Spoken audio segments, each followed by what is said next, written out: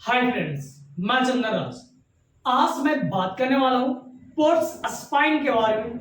यह ऑर्थो का बहुत ही ज्यादा इंपॉर्टेंट टॉपिक है और प्लस ट्यूबरक्लोसिस का यह इंपॉर्टेंट लेक्चर है जिसमें मैं बात करूंगा कि स्पाइनल कॉर्ड में जो टीबी होते हैं उनको किन किन नामों से जाना जाता है, इसके कॉजेस क्या है, साइन एंड सिम्टम्स क्या है, ट्रीटमेंट क्या है, इन सभी के बारे में बात करेंगे।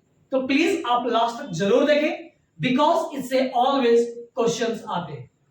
तो बात करते हैं स्पाइनल ट्यूबरक्लोसिस या फिर पॉट्स स्पाइन के बारे में कि is a common extra pulmonary manifestation of TB या एक्स्ट्रा पल्मोनरी यानी लंग्स के द्वारा यह होता है, जो कि जिसको क्या बोलते हैं स्पाइनल ट्यूबरक्लोसिस के नाम से जाने जाते हैं या फिर इसको ट्यूबरक्लोसिस स्पॉन्डाइलाइटिस बोलते हैं।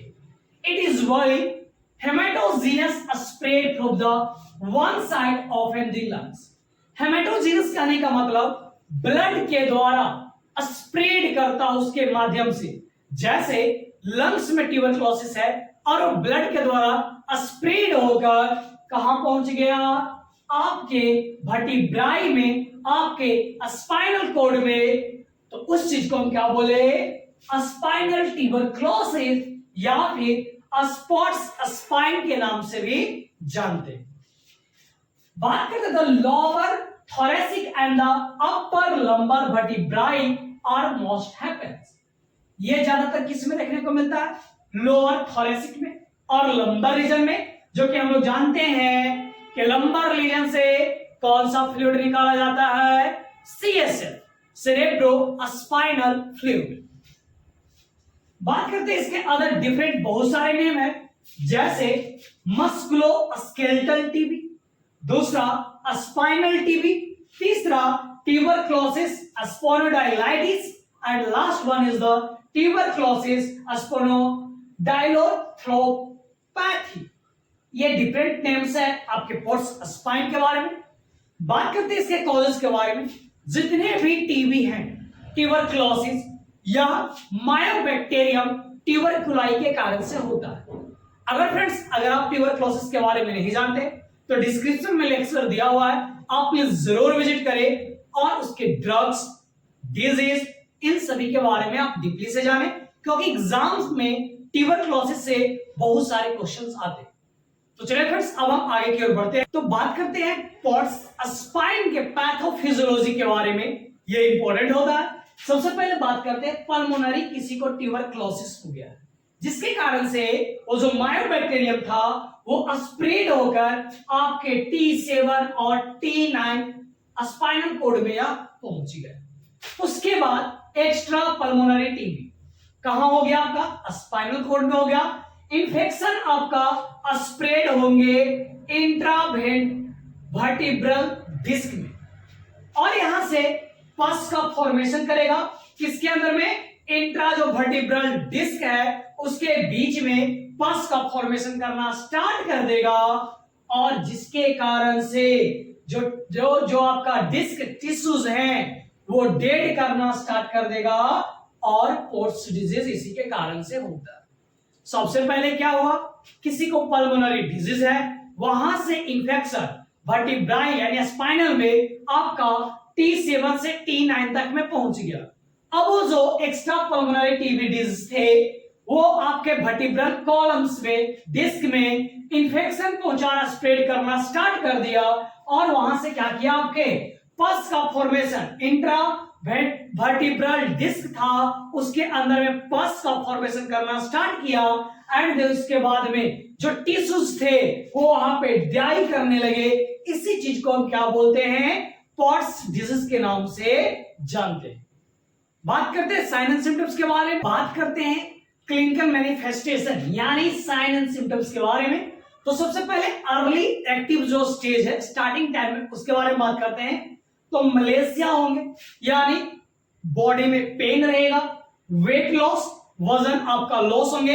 ऐसे भी हम जानते हैं कि ट्यूबरक्लोसिस जब डिजीज होते हैं तो क्या होता है, वेट लॉस होना स्टार्ट हो जाता है, लॉस ऑफ एपेटाइट, भूख लगना बंद हो जाते हैं, नाइट स्वेट, रात में बहुत ज्यादा पसीना आना। इवनिंग राइज ऑफ टेम्परेचर, जैसे ही इवनिंग होगा टेम्परेचर आपका राइज बॉडी का करना स्टार्ट हो जाएगा। बैक पेन वगैरह, अब बैक पेन क्यों होगा? क्योंकि आपके स्पाइनल कोड में या इन्फेक्शन है, इसलिए जब भी आप बेंड वगैरह करिएगा, जब लेटिएगा, इस टाइम में आपको क्या होगा, ये बैक पेन वगैरह देखने को मिलेगी। बात करते हैं डिफॉर्मिटी के बारे में कि क्या क्या आपको कौन कौन से पार्ट स्पाइनल कोड का डिफॉर्मिटी देखने को मिलेगा और उसको क्या बोलेंगे। जैसे नेकल, जब फर्स्ट एंड सेकंड वर्टिब्राई जब अफेक्टेड होते हैं तो उसको क्या बोलते हैं? नेकल बोलते हैं। एंड गिब्बस, जब सेकंड और या फिर थ्री वर्टिब्राई जब अफेक्टेड होते हैं उसको गिब्बस बोलते हैं। एंड काइफस, काइफस कब बोलेंगे? जब 3 से ज्यादा वर्टिब्रा अगर अफेक्टेड रहेगा तो उसको क्या बोलेंगे? काइफस बोलेंगे। याद रखिएगा, फर्स्ट या फिर सेकंड वर्टिब्रा जब अफेक्टेड रहते हैं उसको नक्कल्स के नाम से जानते हैं, और जब सेकंड और थर्ड अफेक्टेड रहेगा तो उसको गिब्बस बोलेंगे, और 3 से ज्यादा रहेगा तो उसको हम क्या बोलेंगे? काइफस के नाम से जानेंगे। अब बात करते हैं कि क्या क्या करेंगे डायग्नोस्टिक एवोल्यूशन में, यानी जांच क्या क्या करवाएंगे। तो सीबीसी, जब आप सीबीसी करवाइएगा तो ईएसआर, जो इथ्रोसाइट सेडिमेंटेशन रेट रहेगा वो ज्यादा रहेगा, और डिक्रीज आपको लिम्फोसाइट जो काउंट है वो डिक्रीज देखने को मिलेगा। एलिसा टेस्ट करवाइएगा तो जो एंटीबॉडी मायोबैक्टीरिया का होगा उसके बारे में पता चलेगा। एंड माइक्रोबायोलॉजिकल स्टेनिंग करवाएंगे, जिसको हम क्या बोलते हैं? एसिड फास्ट स्टेनिंग के नाम से जानते हैं। सीटी स्कैन करवाएंगे, रेडियो न्यूक्लियाइड स्कैन करवाएंगे, एमआरआई करवाएंगे। ये सभी डायग्नोस्टिक प्रोसीजर है जो कि हम लोग पॉट्स स्पाइन जब होता है, यानी स्पाइनल टीबी होता है, तब हम ये सब डायग्नोस्टिक करवाते हैं। तो अब हम फ्रेंड्स बात करेंगे मैनेजमेंट के बारे में। तो आपको सबसे पहले पता है किसको क्या है? ट्यूबरक्लोसिस है, यानी जो फर्स्ट इसका जो मेडिकल मैनेजमेंट चलेगा वो ट्यूबरक्लोसिस का चलेगा। जैसे मैंने फार्माकोलॉजी में मैंने स्टडी करवाया हूं ड्रग्स के बारे में, ट्यूबरक्लोसिस में first line drugs, second line drugs. जैसे फर्स्ट लाइन ड्रग्स में RIPE करके उससे याद करवाया था कि RIPES, राइट से R का मतलब रिफाम्पिसिन होता है, I का मतलब आइसोनियाजिड होता है, P का मतलब पैराजिनामाइड होता है, पैराजिनामाइड, E और S, ऐसे करके सभी के ड्रग्स के बारे में मैंने बताया हूं, इसके यूजेज, साइड इफेक्ट, इन सभी के बारे में बात करें। तो प्लीज आप फार्माकोलॉजी के लेक्चर को देखना ना भूले, ताकि आपको पूरे डिजीज के साथ में जब आप ड्रग्स भी पढ़िएगा तो आप कभी भी भूल नहीं पाइएगा। तो चलिए अब हम बात करते हैं आगे मैनेजमेंट के बारे में। तो बात करते हैं इसके मैनेजमेंट में सबसे इंपॉर्टेंट जो होता है मेडिकल मैनेजमेंट नहीं होता है, जिसके अंदर में एंटी ट्यूबरक्लोसिस ड्रग्स कराते हैं। अगर पेन वगैरह है तो एनाल्जेसिक और कुछ सर्जिकल प्रोसीजर आगे में होते हैं, जिसके बारे में जब एमएसएन में पढ़ाऊंगा तो उसमें मैं आपको बात करूंगा। तो प्लीज हमारे चैनल को सब्सक्राइब करना ना भूले, इस वीडियो को ज्यादा से ज्यादा शेयर करें और कमेंट करके जरूर बताइएगा आपको कैसा लगा। Thank you so much friend, support medical nursing अड्डा 2.0।